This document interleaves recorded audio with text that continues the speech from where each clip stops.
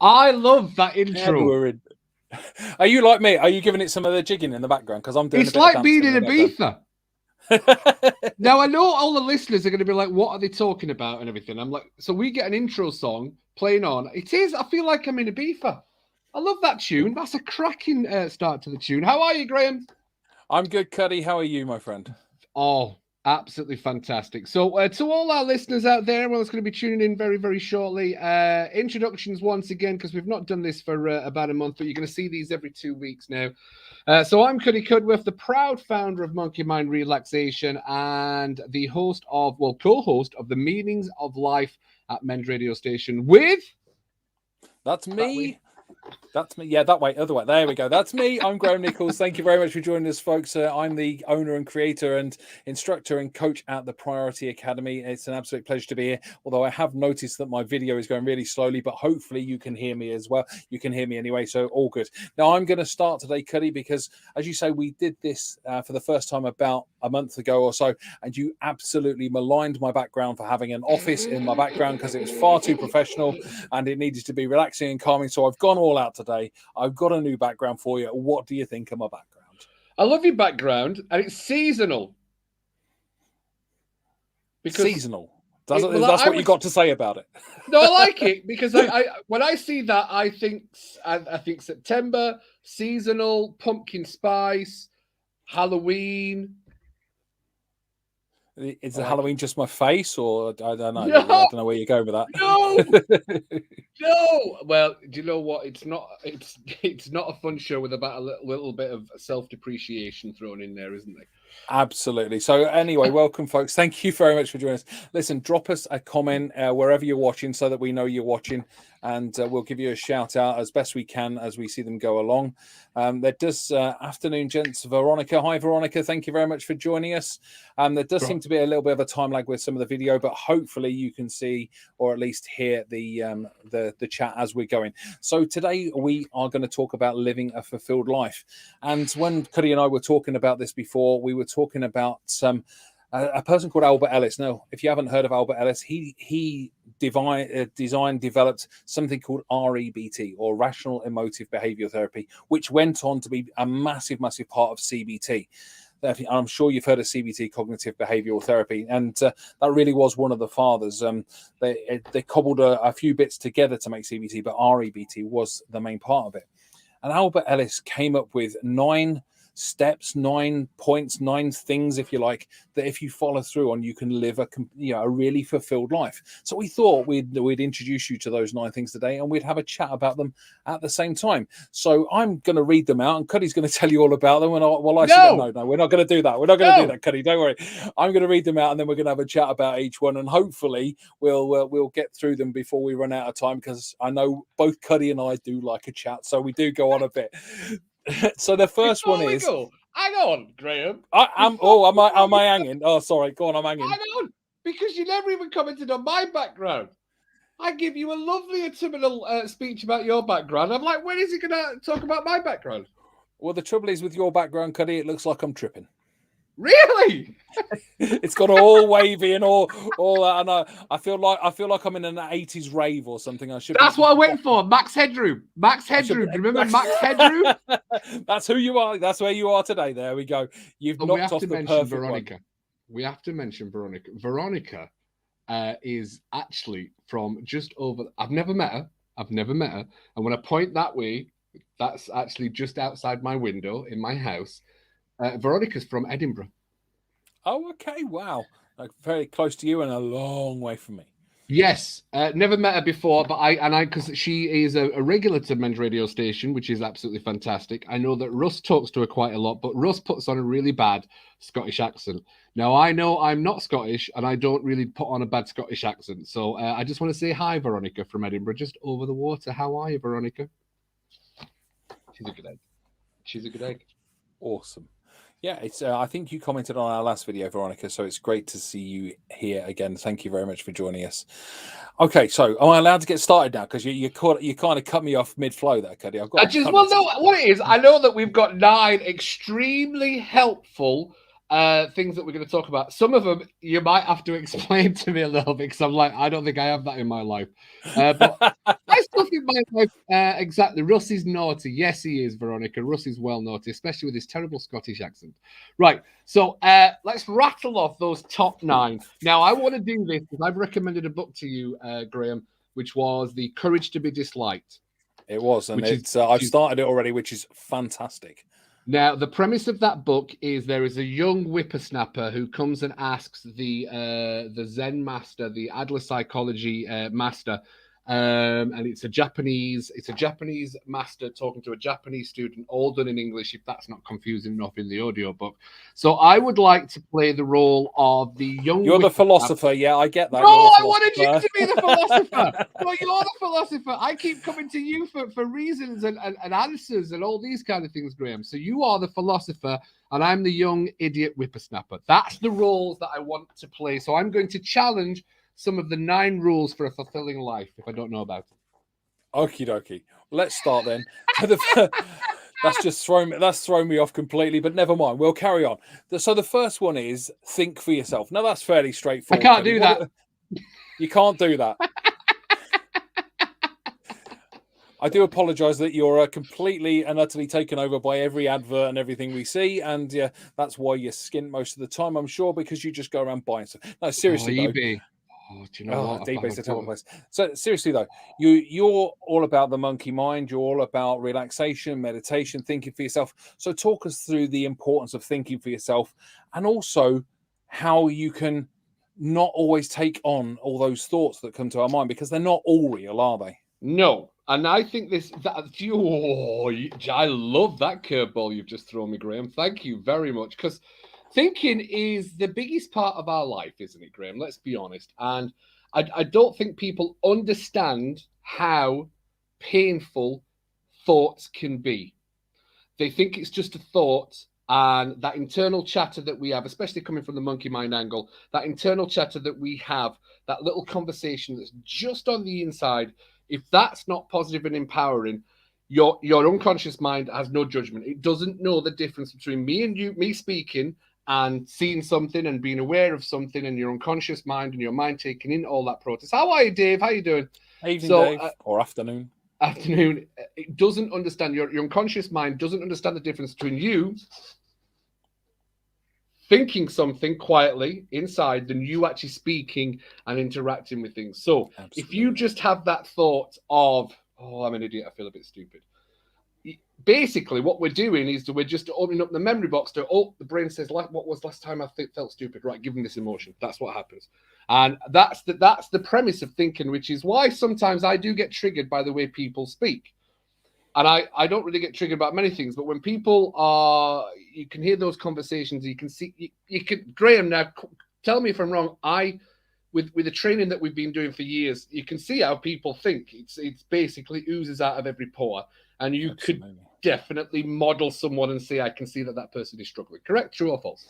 Yeah, absolutely. And the more you model people's thought patterns, if you can understand their thought patterns and you model them, you can get to know them very well. If you model your own thought patterns and they're negative, then you're going to live a fairly negative life. If you model somebody's thought patterns who are positive, then you're going to live a more positive or fulfilled or empowering life, whatever you want to do. There's an old saying that thoughts become things. You know, whatever we look at around us, whether it's the laptop I'm on, the camera I'm using, the microphone I'm on, or the stuff you've got there, that was once a thought in somebody's mind. But the thing is, those thoughts about emotions also become things. Yeah. If you think I feel angry today, guess what emotion's going to come out in you? If you think I feel happy today, that's what emotion's going to come out in you. Those thoughts become things. And learning to think for yourself, learning which thoughts to actually grab hold of and say, yeah, I want that today. And learning which thoughts to go, you know, that's a load of cobblers. I'm going to throw that one out the window. I'm not interested. That is such an important part of life, isn't it?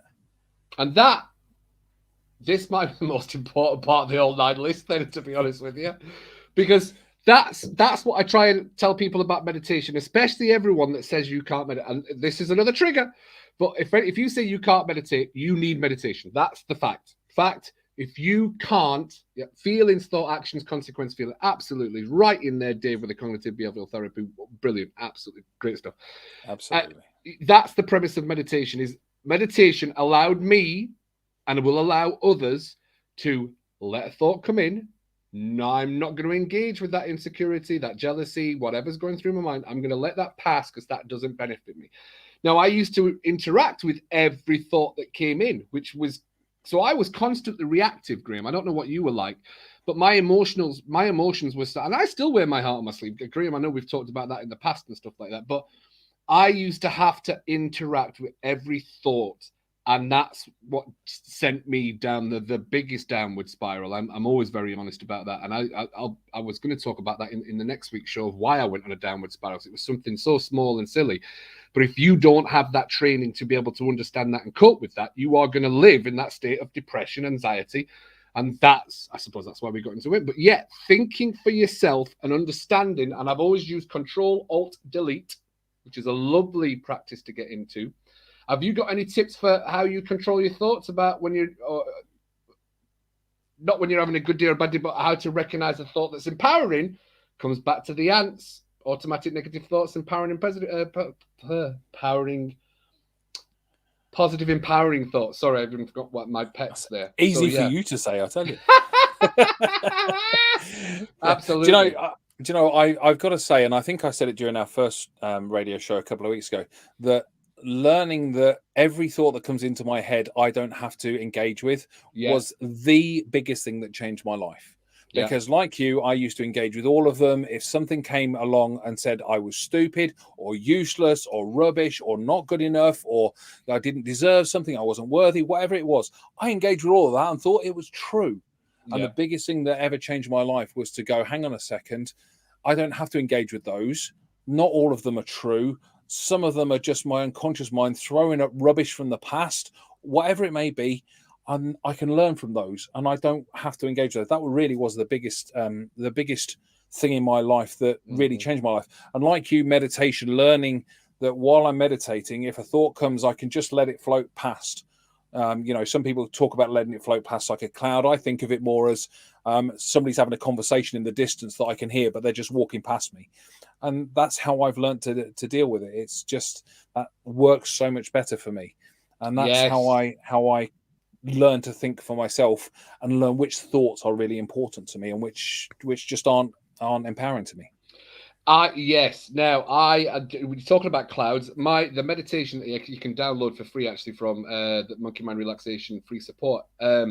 I use the analogy clouds. That is the part of my meditation. Is picture yourself on a cloud, and all those thoughts are just going to pass by you like clouds in the sky. Absolutely, really powerful stuff. That.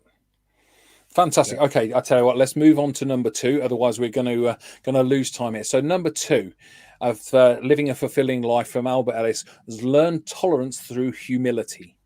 So, what are your thoughts on being humble? Well,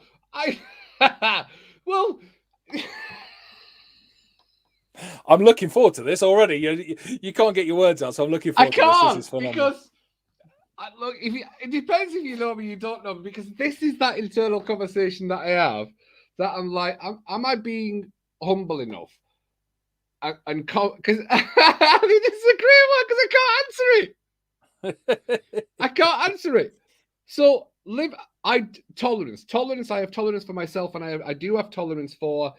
I understand people's struggles, and I'm going to be honest. I'm going to put it out there that I think when people carry on struggling and they've gone past thinking that they can't get help and stuff like that, you have to move on, because that's when it becomes like a leech on your life, your life force and life energy and stuff like that. It's hard because I don't like seeing people sat where they are, which is in depression, which is in that funk. But if you're not willing to if you're going to stay there, there's only one, and I tell this to all my clients and stuff like that, there's only one person who's going to get you out of that, and it is you. We can say we're waiting for something to come along or someone to come along to help us and stuff like that.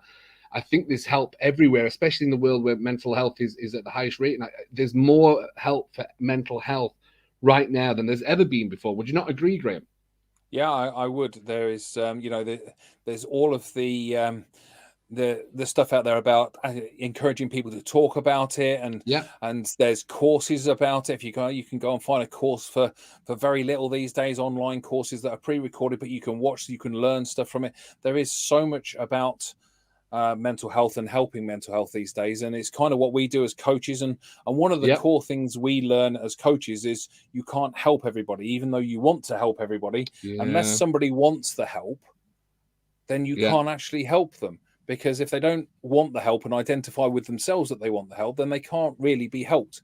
And I think that fits in really nicely with that learn tolerance through humility, because we've got to be humble enough to know that we can't help everybody. If we think we can help everybody, if we think we can help everybody, then we're kind of, bigging ourselves up to a job that we can't do. We've got to be humble enough to say, do you know what? If you're not willing to accept the help right now, I accept where you are. I have absolute, I have absolute compassion for you. But until you're ready to be helped, then that's I can't actually do anything about it. And that's about like us being humble. Yes. And is that also like you can lead a horse to water, but you can't make it drink? That's it, exactly. That sums it up perfectly, in the fact that, yes, I could lead somebody who's, you use the example of depression there. I could lead somebody, I could teach somebody how to get out of depression, but if they don't want to get out of depression, if they haven't decided on the change yet, then they're not going to get out of that depression. They're just gonna stay there. And I've got to be humble enough. Yeah, it is, but I've got to be humble enough to know that I can't help that person. I can't, try and bully myself into them. I can't do anything like that. I've got to be humble enough to accept that that's where they are at the moment. I think tolerance is about acceptance, isn't it? Yeah.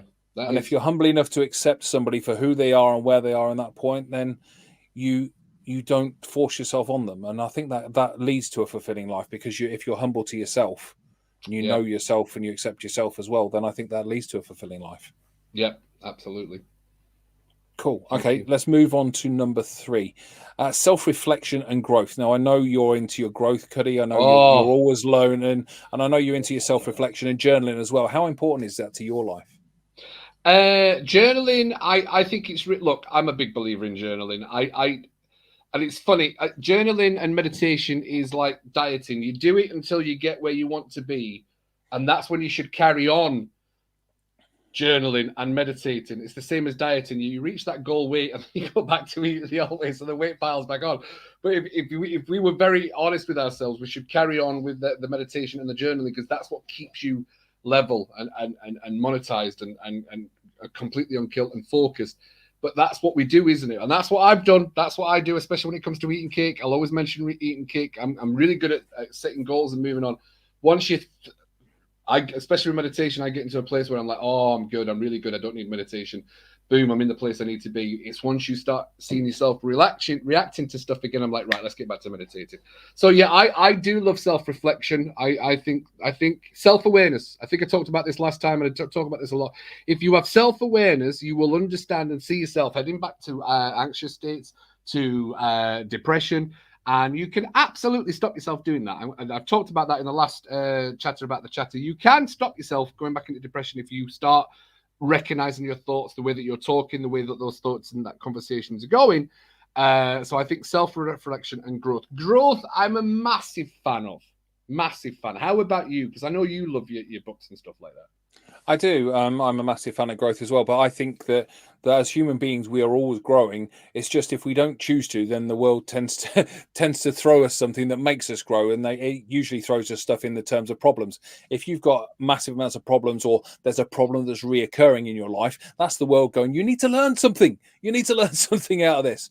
So if you choose to grow, then the world tends not to throw you such harsh problems, or if it does, you at least know you've got to learn something from that problem.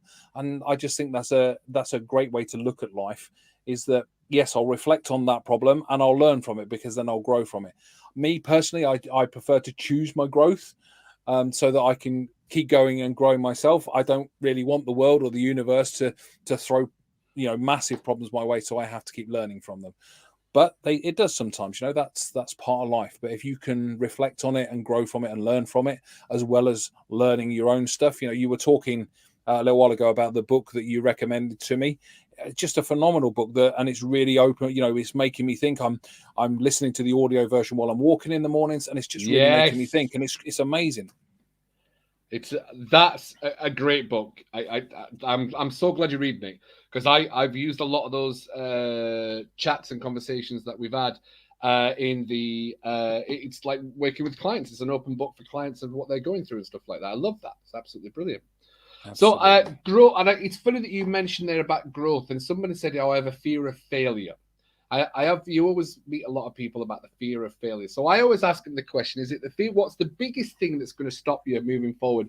Is it the fear of failure or self-doubt? What's the biggest killer there?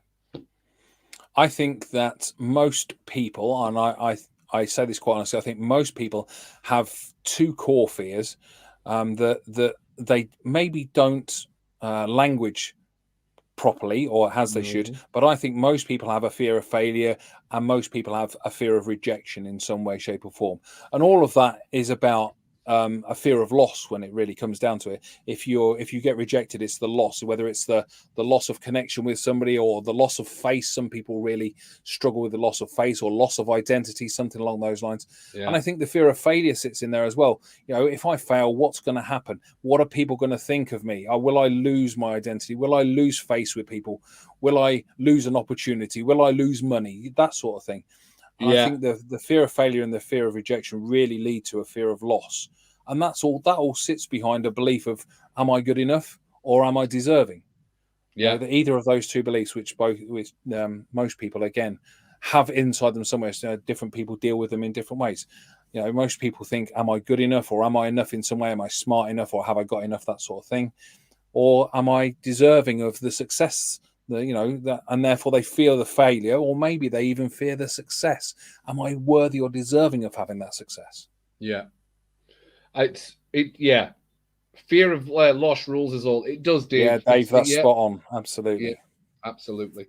Absolutely. No, I think so absolutely, self-reflection and growth. And moving on to the next one, because this is a huge part. And I'm glad this one's in here as well, for living the 9 elements for a fulfilled life, which is self-acceptance and love. Yeah, absolutely. Just self-love is something so many people struggle with, that they can't figure out why they should love themselves. And self-acceptance is nearly just as tough. I use with my clients an awful lot a thing called EFT, or tapping, as a lot of people call it. And part of that, there's a phrasing that goes with it that is, even though I have. So let's say somebody's suffering with depression. We've used that already today. So the wording that goes with that: even though I have felt depressed, I completely accept and love myself. Well, when I first start using that with people, it really throws them off, because they might struggle with acceptance, but they certainly struggle with self-love. And yet self-love is so important. To use a quote from Wayne Dyer, you can't love somebody else if you haven't got that love inside you for you. You know, you can't give away what you've already got, or what you haven't got, I should say. It's like, having an orange and trying to get orange juice out of it if there isn't any orange juice in it. You just can't give love if you haven't got love inside you first. So you need to be able to love yourself. Go for it. I want to quote my mum. And my mum, one of the best things, and it's good, because you get those powering beliefs that you look back and you think, my mum gave me one belief, because when I think I was probably about 17, 18, so I was working, but we were going out every night. And my mum said, you'll never be happy in life unless you can sit in a room on your own and be content. And that's wow. Your mum was awesome. Yeah. And it sticks with me to this day, because I am the happiest person. I think Jane, one of our friends, Jane Sanford, I think it might be a Wayne Dwyer conversation. Jane Sanford asked me a question when we first started doing the 7 a.m. club and things like that. She asked me a question: who are you when no one's around? Because that's the real you. Question. And it might be a Wayne Dwyer question, but it was Jane posed the question, and she said, who are you when no one's around? Because that's the real you. And that's self-acceptance. I am happy as Larry when I'm on my own. I don't mind being in conversations and in groups and things like that. But when I'm on my own, that's to any of our listeners, who are you when you are on your own? That's the real you. And that's that alarming bells that go off because, my God, when I'm on my own, I'm really insecure. I'm really X, Y, Z. I'm certainly not going to implant thoughts and feelings into people, but that's the real you. Yeah. The other parts of what we create when we're in front of people, we create a persona and things like that. That's not always the real you. Yeah, and I think the important thing is no matter who you are on your own, it being the real you, you can absolutely change that to who you want to be on your own.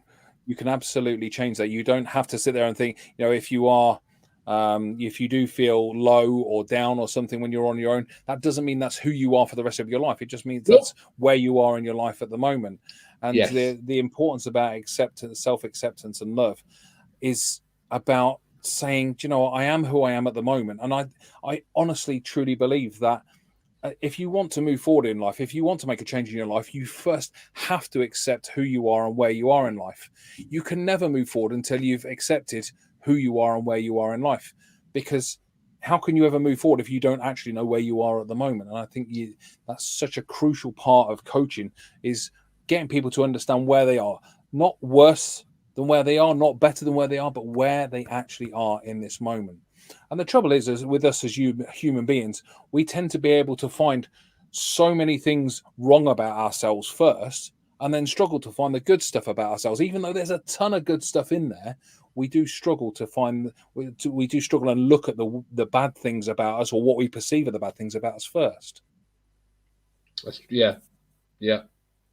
And I know certainly I've struggled with that in the past. I've very often, in fact, I was chatting to, I don't know if she's watching or not. I was chatting to my wife yesterday, and we were talking about people who feel low sometimes, who feel fed up sometimes, and how they start to. I called it building a brick tower, and the fact that they will find something that's wrong, and then just to justify that they're feeling low, they'll find something else that's wrong and stack something on that to prove it.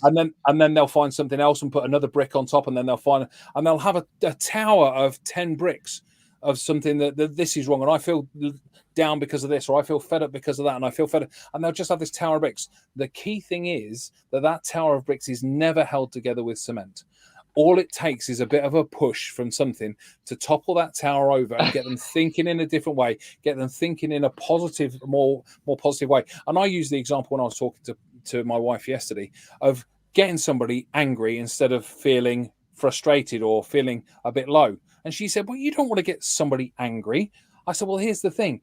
Anger has a more positive outcome than feeling down or low, because when you're angry, you can actually do something about it.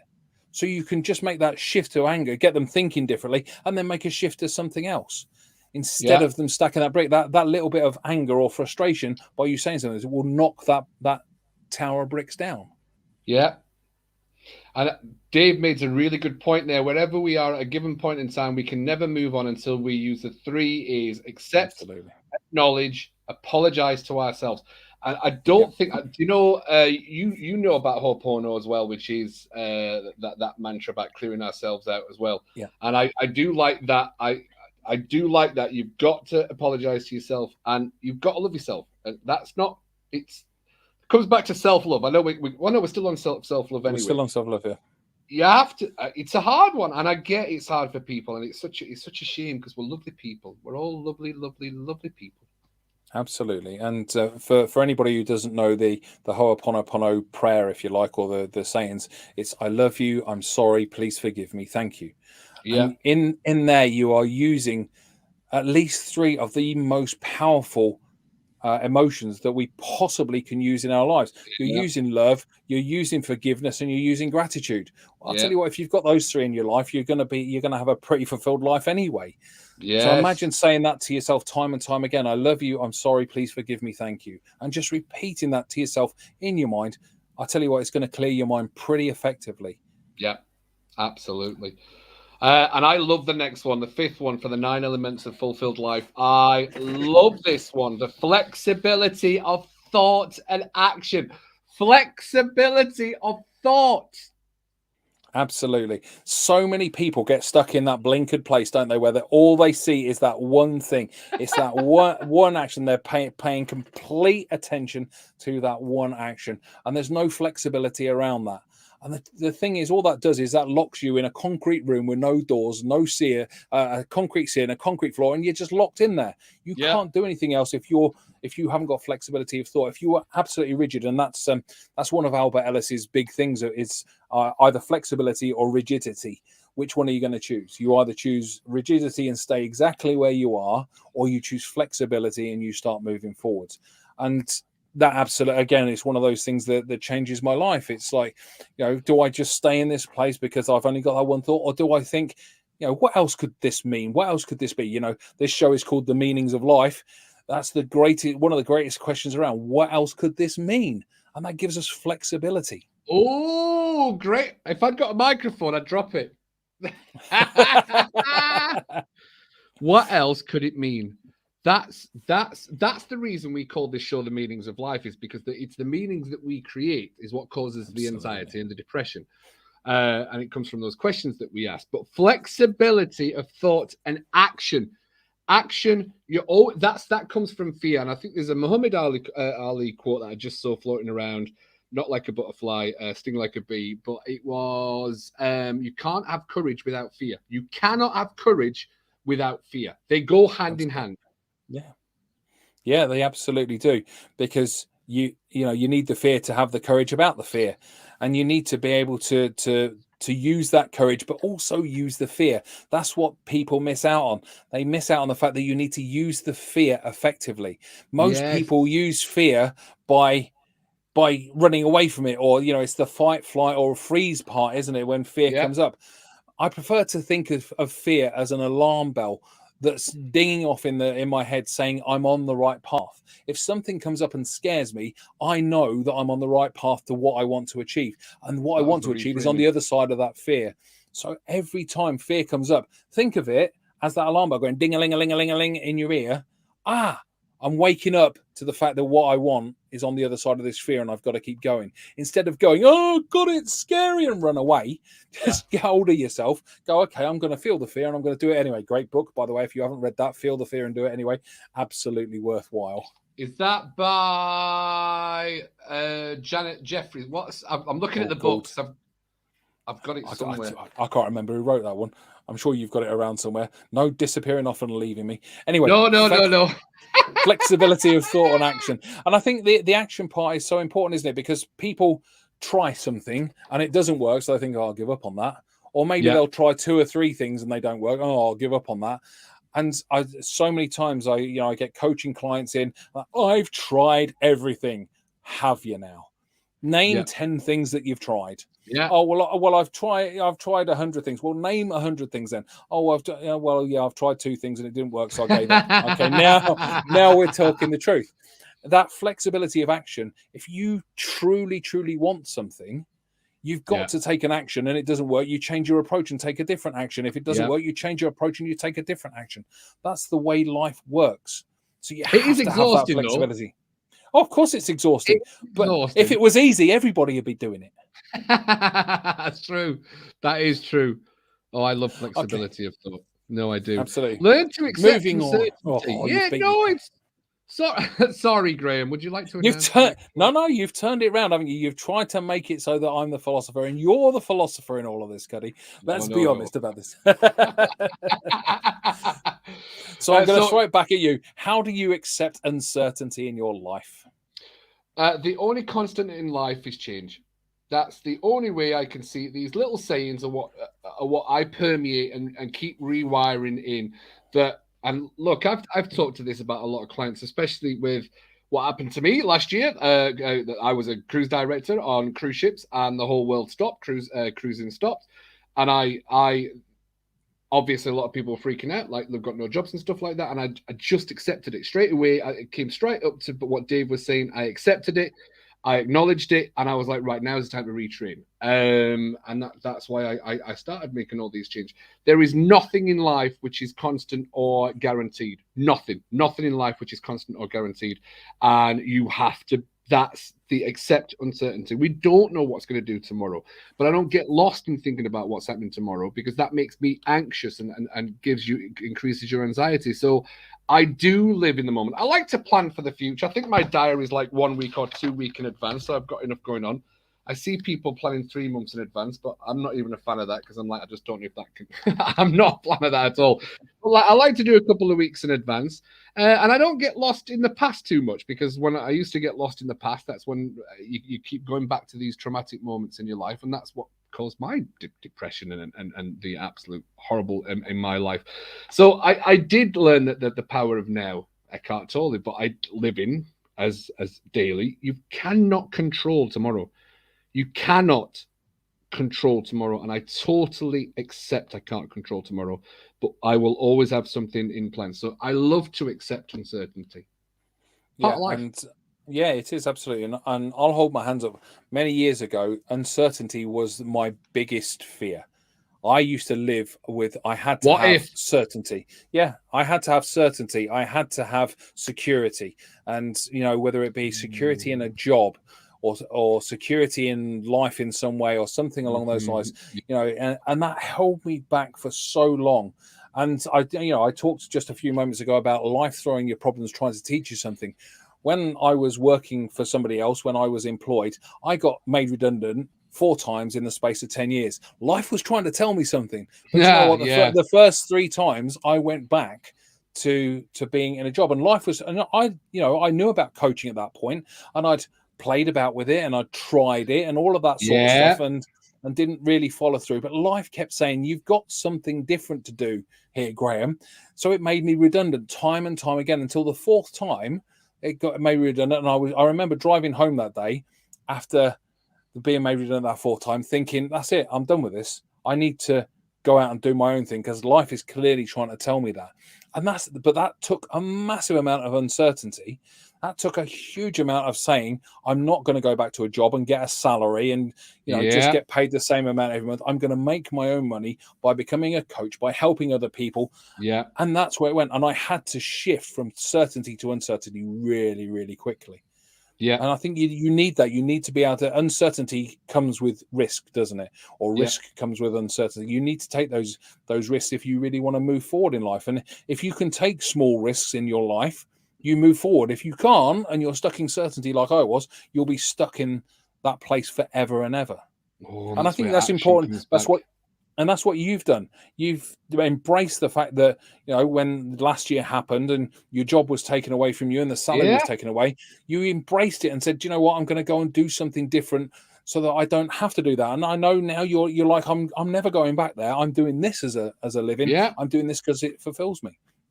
And that comes with uncertainty.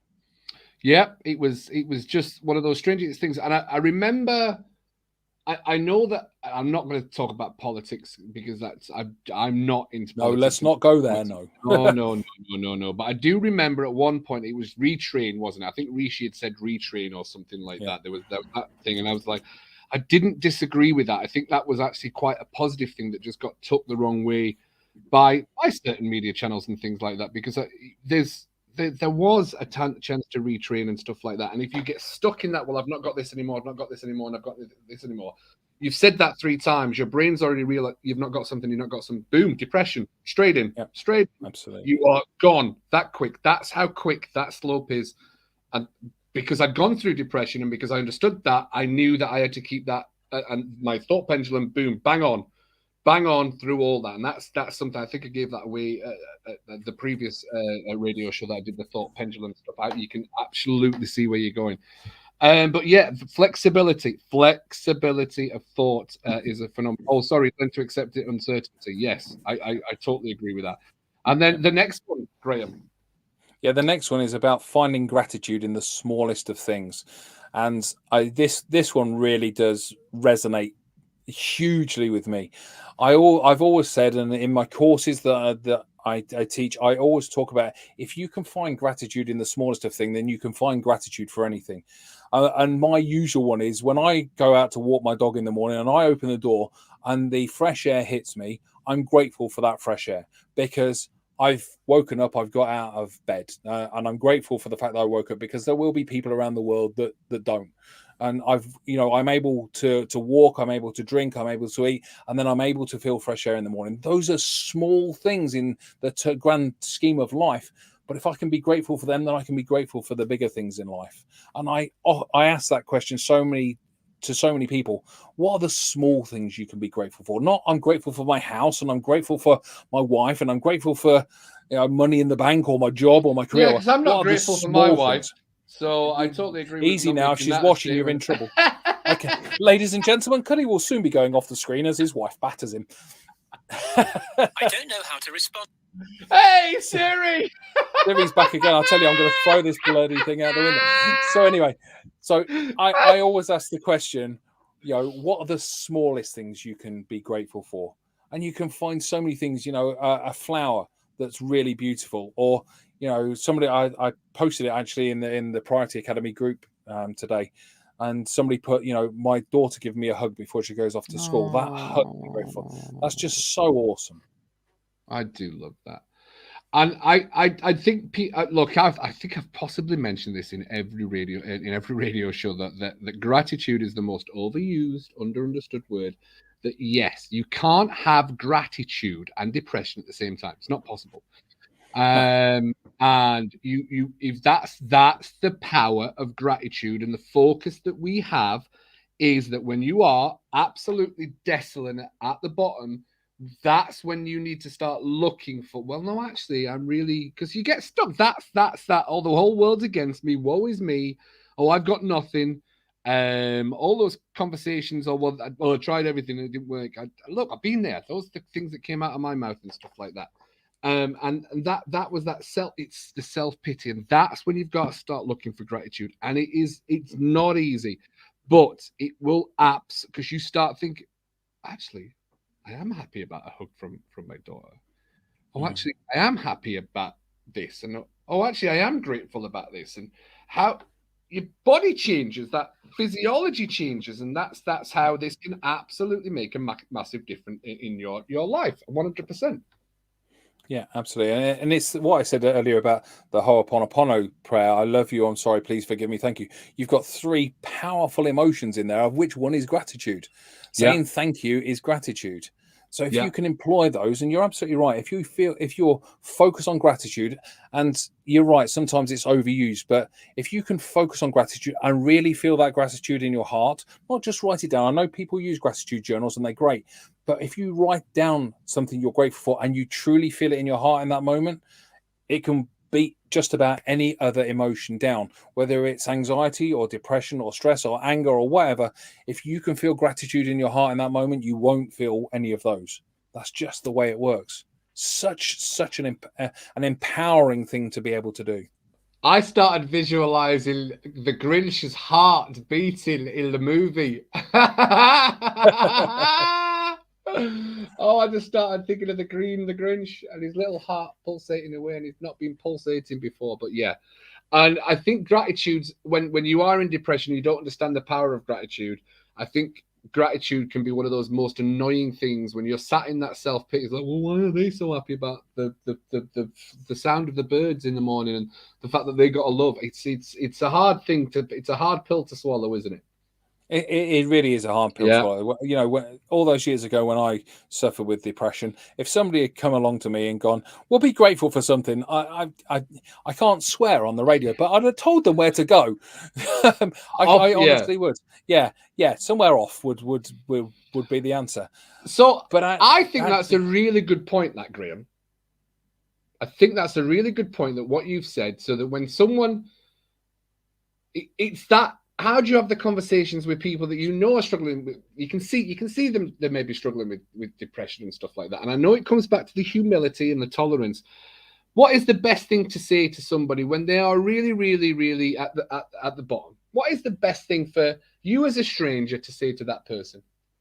Do you know what? I wouldn't think of something to say. I'd think of how to listen to them. Because one of my biggest things in life is all people want is to be heard and understood. And if you can sit and listen to somebody, and we talk about mental health and asking people to talk to other people about it, but people don't genuinely know how to listen. We're not taught how to listen. Even as kids, we're not taught how to listen. Most people, while they're listening, are thinking about their next response in their head. but we need to be able to step back from that and just listen. And it's so powerful to be heard and understood. And I know when somebody finally heard and understood me, it released something from my heart. When I was suffering depression and somebody actually listened without judgment, without wanting to teach me something in that moment. They might have wanted to teach me something a bit further down the line when I was out of that a little bit, but in that moment they just wanted to sit and listen, and that was so powerful. And if we could teach people how to do that, how to listen, then people would not be quite so afraid to talk about mental health.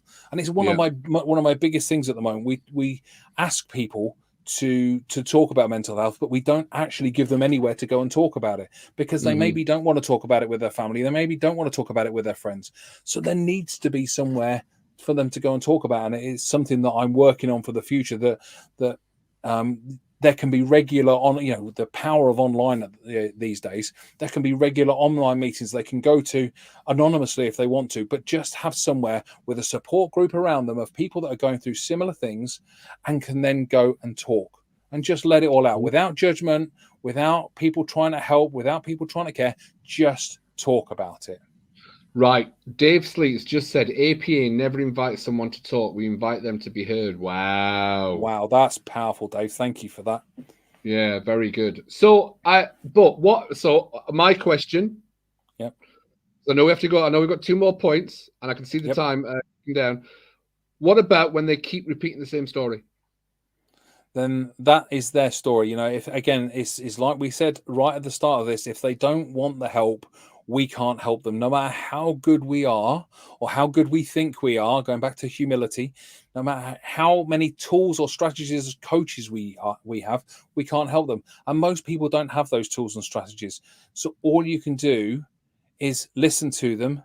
And if they don't want the help, if they just want to repeat a story, unfortunately, we just have to let them repeat that story. We can ask them if that's really true. But the thing is, in that moment, it is absolutely true for them.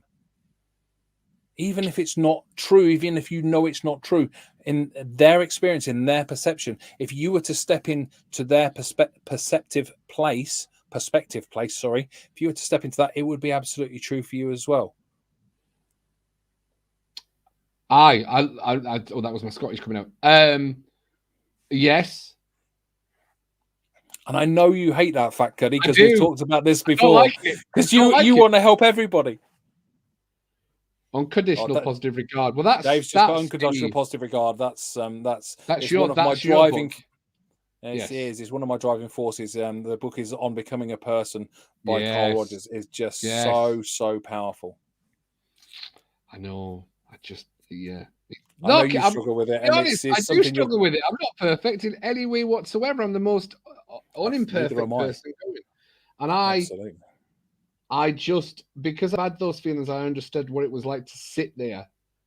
It was, and like I said, if it hadn't been for my wife giving me that story, that talking to, I would probably still be there. Well, but she wouldn't be in my life. And it was that tough love. And I think that's why sometimes some people do come along and say, do you know what? You can keep telling that story, but you've got to do something about it. You don't want to stay there. And that's absolutely. There we go. Okay. So number 8, let's move on to number 8 because we are running out of time. Find an interesting contribution. I think the fact of contribution is something we should all adopt in our lives, contributing in some way to other people or to a greater cause than ourselves. It could be, contributing to the environment or something, just finding that interesting contribution. Your wife does horses, right? She's got a big contribution to horses. She has, yeah. My wife rescues horses and then teaches people how to look after them effectively. So that's her part of contribution. She contributes to horses and the people learning how to look after them for, if they go on to get a horse. It could be somebody, as I say, who's into the environment, or it could be a coach that's contributing to other people or anything. We contribute through being coaches. And contribution really is one of my driving forces in life. I want to contribute to the world in general. I think if again, it's something that should be taught at school, contribute to others, because helping others helps yourself. Me helping others, whether it be through being a coach or instructing with my online courses, has helped me massively. Yeah. So you can almost be selfish with your contribution. In other words, contribute more because it'll help you more. Yeah. There's a roundabout way to look at it. I do like that. I do like that an awful lot. And your courses are fantastic, Graham, actually, in all fairness and stuff like that. The Priority Academy, for anyone that wants to check it out, they really should check it out. There's so much useful stuff in there for everyone.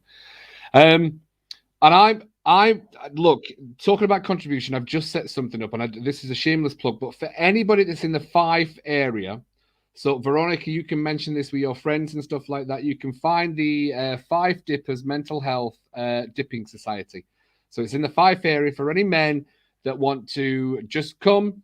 Don't have to talk about anything, but dip in the sea and just decrease your anxiety. Your mental health will absolutely, if you can get in the water and sit in it when it's cold and it's fresh outside for 3-4 minutes, and I will teach everyone some breath work, you might see a massive change in your mental health, to be honest with you, because it's pretty empowering when you can do it. So check out that Facebook group, and you can get dipping if you want as well.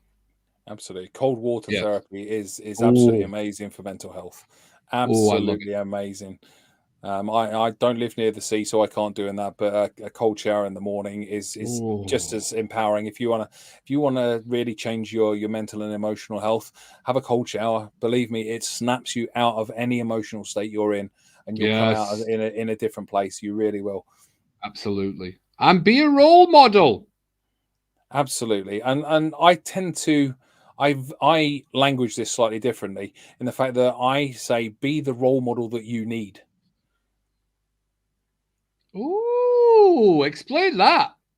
Okay, so if you are looking, whether it be if you want to change your mental health, consider who you would want or who you would need as a role model. It doesn't even have to be a real person, but how they would act, what characteristics they would have, how they would act emotionally, how they would act in their lives, and then go and be that for yourself. I did that. I've got a great story for this. Go on. Go on then, lay it on me. No, when I used to, in my old job, there was always one hotel director. The hotel director was my boss on the ships and stuff like that. And it's funny because I've got 2 really great hotel directors that I work with, which was Tony Curtis, I'll mention the names, and Darren Budden. Great hotel directors, really supportive and stuff like that. But there was always Darren Budden, who moved up the ranks and went higher up at Royal Caribbean. But I used to always have a sign in my office, how would Darren handle this? And I used to put that sign, because I learned about modeling and stuff like that, and I put it behind where people would come and sit, so that I didn't react to when people were talking. I actually genuinely listened and then offered advice and support as a cruise director, is what you have to do with the teams that you have working with you. But I had this side behind when people sat down, so that I would be able to remain calm and listen, which is what we talk about. Listen without reacting. That's what Monkey Mind does. It just reacts. And it was always that sign of how would Darren Budden handle this? And it was such a great reminder. But that reminder used to wind up Tony Curtis, because he'd come in and say, oh, you want to be like Darren, you don't want to be like Tony. And he used to always make me laugh and chuckle. And Tony, to this day, still texts me, says, you still like Darren Budden or Tony? I'm like, I still like Darren Budden. So I used to like the modeling. I still use modeling now. Yeah, it's just the most powerful way to move forward in your life. Whatever you want in life, there's a good chance that somebody's achieved it already. But that doesn't mean you can't go on and achieve it. You know, if you want to be a coach, model somebody who's a successful coach and how they run their business. Figure out how they run their business, what they do to attract clients, all of that, and then go and do the same thing. Because if it's worked for them, it will work for you. It's a bit like baking a cake. You know, if you know a chef that's a really, really good chef that bakes the most amazing chocolate cake, because I know you like a bit of cake. Mary Berry. Right, so if you know Mary Berry and she bakes the most amazing chocolate cake, if you went and got the recipe, if you went and got the recipe from her, but you actually watched her make it, so you knew what she did with the oven at what time, you know, if she turned it on beforehand to what temperature, and even, you know, how many grams of this she put in and when she stirred it and how much. If you did exactly what she did, you'd have exactly the same cake she's got. Yes. And that's what modeling is about. That's about what role modeling is about. It's about figuring out how you want to be and seeing if there's somebody who's like that, but there doesn't have to be. Just put a picture up in your mind of how you want to be, what characteristics and all of that you want, and then go and be it. That's what modeling is. It is such a powerful thing to use to make yourself better. If you are struggling with mental health, figure out somebody who isn't struggling with mental health, who you like, who you can role model, and then go and be like them. Yeah. That's what being a role model is. That's that. Being your own role model, deciding what you want to be and then going to be like it. It's not the easiest thing in the world, like all of this. Life didn't make this stuff easy, but then if it was easy, we'd all be doing it. Yeah, it's very true. Absolutely true. I love that. That was some deep diving of the 9 elements of the fulfilled life, Graham. It absolutely was. So for anybody who's just tuning in, I'm going to run through them just once more. Yes! We're not going to have the full discussion, but let me run through them. So number 1 was think for yourself. Number 2 was learn tolerance through humility. Number 3 was self-reflection and growth. Number 4 was self-acceptance and love. Number 5 was flexibility of thought and action. Number 6 was learn to accept uncertainty. Number 7 was find gratitude in the smallest of things. Number 8 was find interest in contribution. And number 9, I'm going to language it how I do, be your own role model. Nice. Being a role model. I mean, that is good. That is really good. Yeah, no, there's some great, massive, valuable tips in there. Yeah. So that was I can't believe it's an hour, Graham. I know, it's flown by yet again. We did this last time and couldn't believe that an hour had passed by just about. We're going to have a word with Russ, and Russ needs to put us on for a 2-hour show. I'm sorry. It needs to be a 2-hour show. It needs to be a 2-hour show. Oh, Veronica! Maybe Russ could come and join us. Veronica, Russ is busy, actually. Russ is really, really busy, actually. Because, I know he is. Oh, Siri keeps talking. That's it. I'm taking Siri off. There we go. Siri's gone. Because Russ offered to do my first radio show when I was doing it first, and I had to talk for an hour on my own. He's like, are you going to be all right to do it? I said, yeah, I'll be fine. I really wasn't. I was absolutely bricking it. But I do remember saying, I've got so many radio shows. I don't really want to do another, but I will come in and help. So what an absolute gentleman and a scholar he is. He really is. Absolutely, yes. So this is everything, the meanings of life, the 9 elements for a fulfilled life at Men's Radio Station.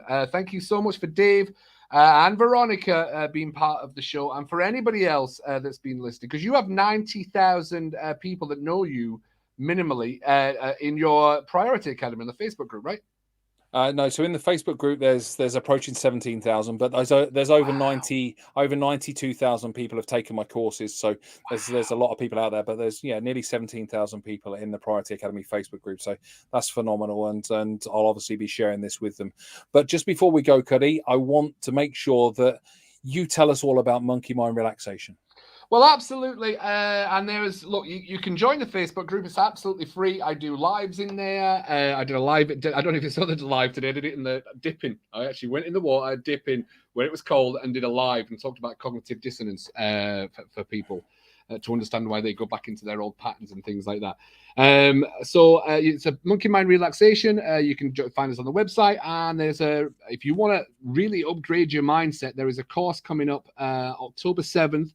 Monday nights for 4 Mondays. It's basically, you can absolutely upgrade your mindset and make a massive difference in your life by changing the way that you think. And that's on October 7th, Monday night, 7 p.m. for 2 hours for 4 consecutive Mondays. It's there and available for everybody.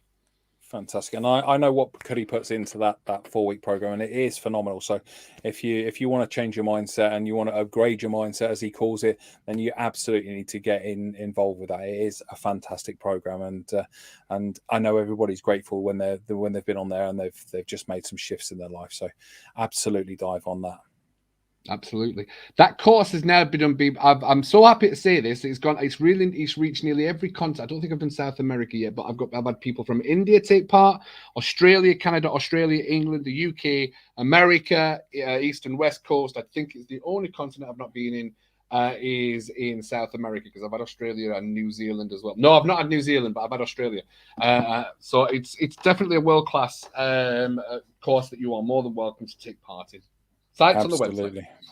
Absolutely. Go and join that. So we've got about 50 seconds left before we go. So folks, thank you very much for, if you've joined us live, Veronica and Dave are certainly there live putting comments in, but if you've joined us live, we really, really appreciate it. If you're watching us on a replay, then drop a comment so we know you're in there. If you're listening to us on the podcast, thank you very much. We are absolutely appreciative of your time and your effort to come and listen to us, and hopefully we've offered you something today.